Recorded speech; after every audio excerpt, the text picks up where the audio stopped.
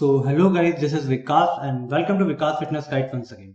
सो guys, काफी लोग मुझसे पूछ रहे थे कि sir USA, Canada, European country, Australia, कोई भी मान लो यार, क्या कहते हैं, अरब, यूनाइटेड अरब एमिरेट्स हो गया, यहाँ पे सब जगह यार हम जॉब करना चाहते हैं तो हमें कौन सा सर्टिफिकेशन करना चाहिए।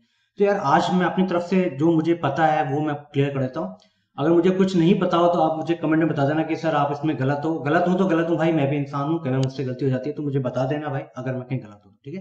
तो कोई दिक्कत नहीं, अपन सब लोग यार मिल बांट के एक दूसरे से नॉलेज लेते हैं। मैं आपसे नॉलेज लेता हूँ, थोड़ी बहुत नॉलेज आप मुझसे लेते हो यार। अगर मुझसे कोई गलती हो तो आप मुझे सिखाओ, ठीक है। मेरे से कोई गलती होती है तो आप मैं आपको सिखा, आपसे गलती हो तो मैं आपको बता दूंगा, ठीक है गाइस।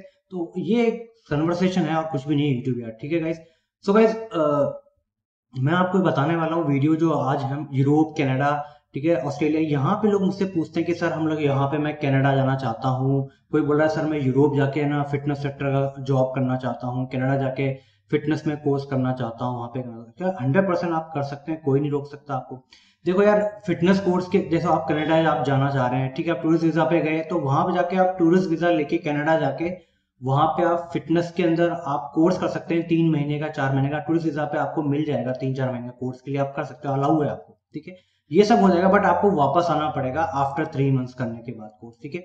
आप हमेशा के लिए वहां नहीं रह सकते क्योंकि आपको वर्क वीजा आपके पास नहीं है, ठीक है। वहां पे आपको, आप किसी पे डिपेंड नहीं रह सकते, वो चाहते भी नहीं आप किसी पे डिपेंड हो, ठीक है। तो आपको वापस आना पड़ेगा, ठीक है।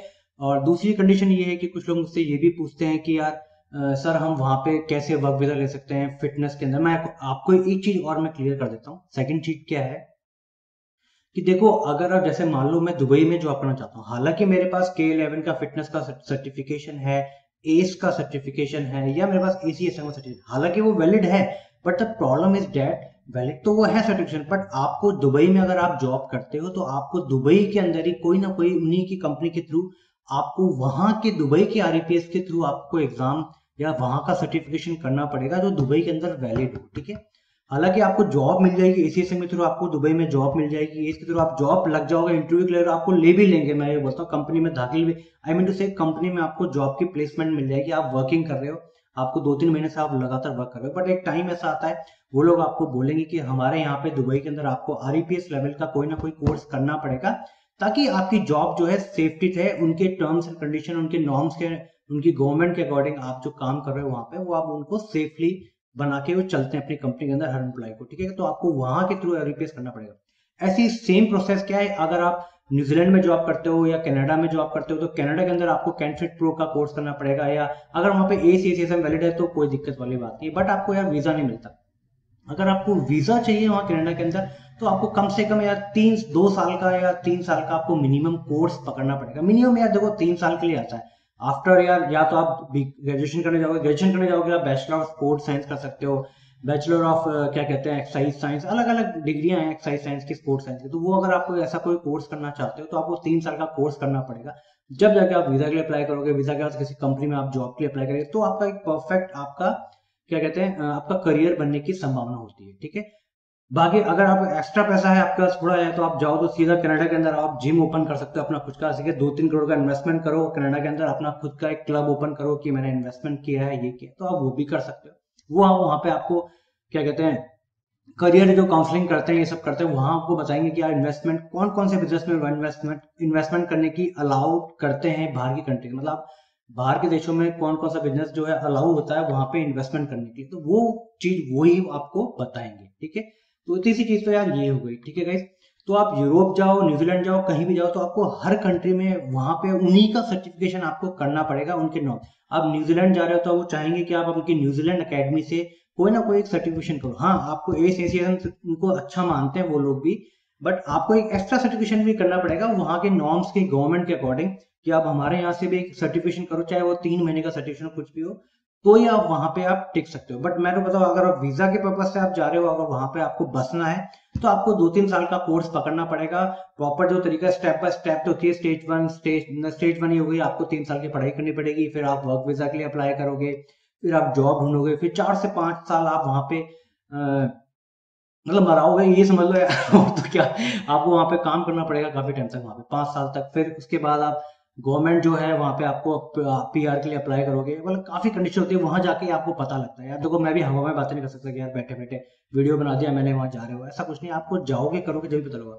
तो आपको पता लगाने के लिए पहले आपको हर जगह जाना पड़ता है, ठीक है। दुबई के लिए है कि आप दुबई में आप अगर आप दुबई के लिए अप्लाई करते हो जॉब के लिए, ठीक है। इवन मैं आपको बताता हूँ, मैंने न्यूजीलैंड के लिए ना मैंने ऑनलाइन अप्लाई किया था, उन्होंने मुझे इंटरव्यू के लिए बुलाया वगैरह। उन्होंने मुझे ये कहा कि अगर आप इंटरव्यू देना चाहते हो तो अगर आप न्यूजीलैंड में हो तो आप हमारे पास इंटरव्यू देने के लिए आ जाओ। हालांकि मेरे पास न्यूजीलैंड का कोई सर्टिफिकेट नहीं था, मेरे पास एसीएसएम था, ठीक है, कुछ न्यूट्रिशन के सर्टिफिकेट थे और स्पोर्ट्स साइंस में डिप्लोमा था। हालांकि वो मेरा सिर्फ डिस्टेंस लर्निंग से मैंने स्पोर्ट्स साइंस में डिप्लोमा किया, मैं भी कोई बहुत बड़ा 30 मार्क का नहीं हूँ, साफ बता दूं, ठीक है।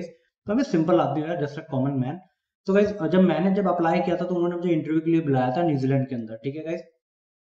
तो न्यूजीलैंड में था नहीं, मैं तो इंडिया में था। मैं तो इंडिया से अप्लाई किया था, मुझे उम्मीद नहीं थी कि वो लोग वाकई मुझे इंटरव्यू के लिए मैसेज करेंगे इससे आप इंटरव्यू के लिए आ जाओ। पर उन्हें थोड़ा पता था, ये उन्होंने ये सोचा कि यार ये इंडिया का बंदा नहीं यहाँ पे काम करता होगा।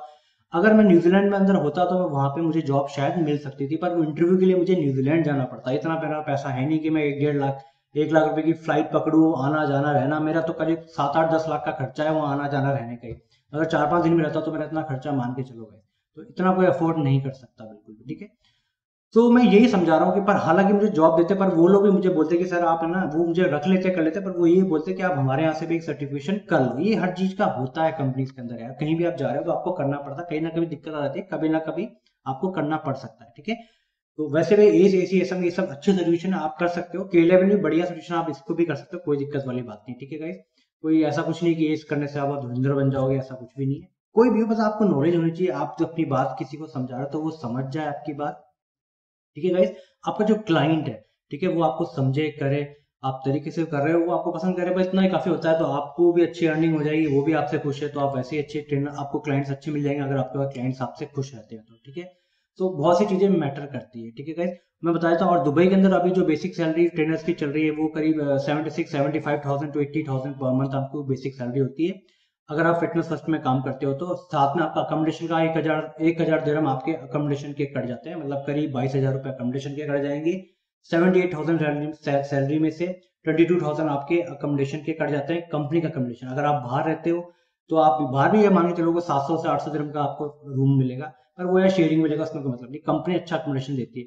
उसके बाद साथ में आपको कंपनी की गाड़ी आपको लेने आती है, छोड़ने आती है, फिटनेस फर्स्ट की कुछ सुविधाएं ये कंपनी आपको प्रोवाइड करती है, ठीक है। अप्लाई करने का तरीका यही है, आप लिंक्डइन के थ्रू अप्लाई कर सकते हो, फेसबुक से मैनेजर से कांटेक्ट कर सकते हो, उनके मैनेजर्स को अपने रिज्यूम सेंड कर सकते हो।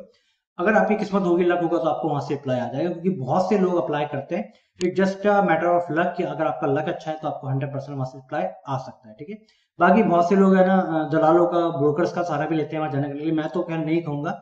इससे अच्छा है कि आप टूरिस्ट वीजा पे जाओ दुबई घूमने के लिए, अगर आपके पास है तो दोस्तों के साथ कहीं प्रोग्राम बना के यार निकल लो यार, कैसे भी करके जुगाड़ करके, और वहां जाके आप चेक करो कि वहां पे कौन कौन सी वैकेंसी है, वहां पे कुछ इंटरव्यू दो, आपको हो सकता है आपका कुछ काम अच्छा हो जाएगा, मैनेजर से मिलोगे तो आपको कुछ सीखने को ही मिलेगा, ठीक है। तो ये सब चीजें यार, कुछ चीजें तो करनी पड़ती है अगर आपको अपना अच्छा करना है तो guys। तो अगर आपको मेरा वीडियो पसंद आता है तो हमें लाइक सब्सक्राइब करना ना भूलें। Thank you so much guys, this is Vikas.